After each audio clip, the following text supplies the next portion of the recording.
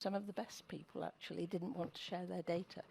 And so there needs to be a change in culture for the medical data within the clinical profession, actually, that they see the value, and in terms of privacy, that we can reassure people that the tools we have for anonymization or pseudo-anonymization are really powerful, because that is often the most challenging thing.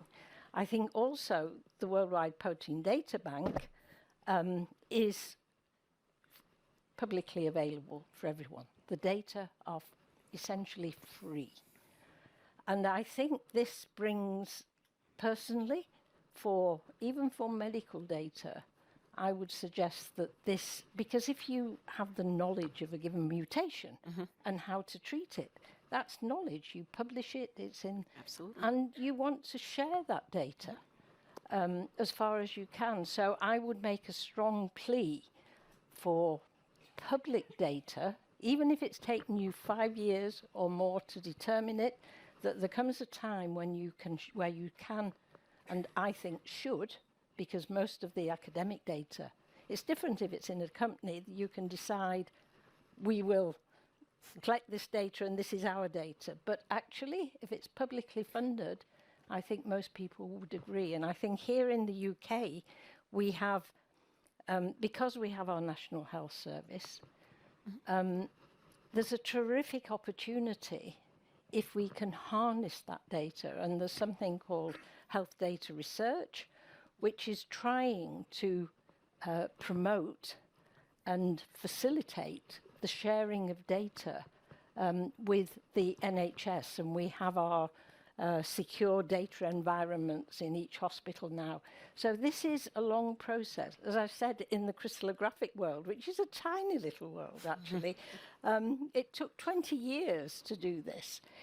For the health world, which is infinitely bigger and infinitely more complex, it's just going to take a long time to set up this ecosystem of data resources and access that allows people to access it. But this is all with the consent of the patient where possible, with understanding and education for the patients about how this will work and that they will, and for the doctors actually.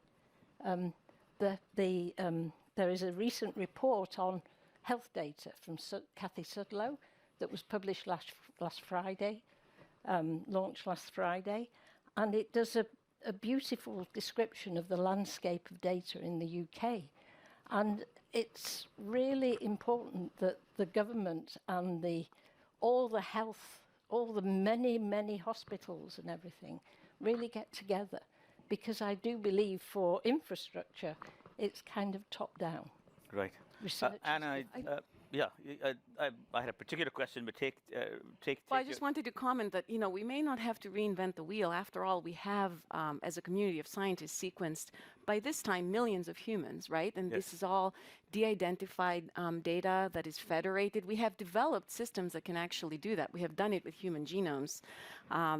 James mentioned the pangenome this morning. There's, other aggregators where these data are de-identified, but then in a format that can be used by scientists all around the world. Now, that's just genomic information. What we're talking about here is multiple layers of information that already exist, however. I mean, if you took all the pathology labs on the planet, and aggregated all that data, we would probably have a lot of available data to train models for imaging, recognition, things like that.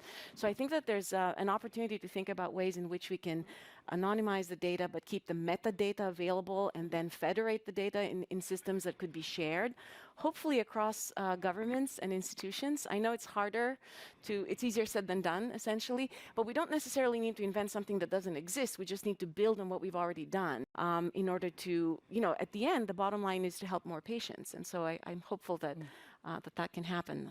But I didn't want to derail whatever. No, I was continuing the conversation. I guess as we sort of begin to wrap up, I did want to talk about the fact that the word frontiers also means dangers.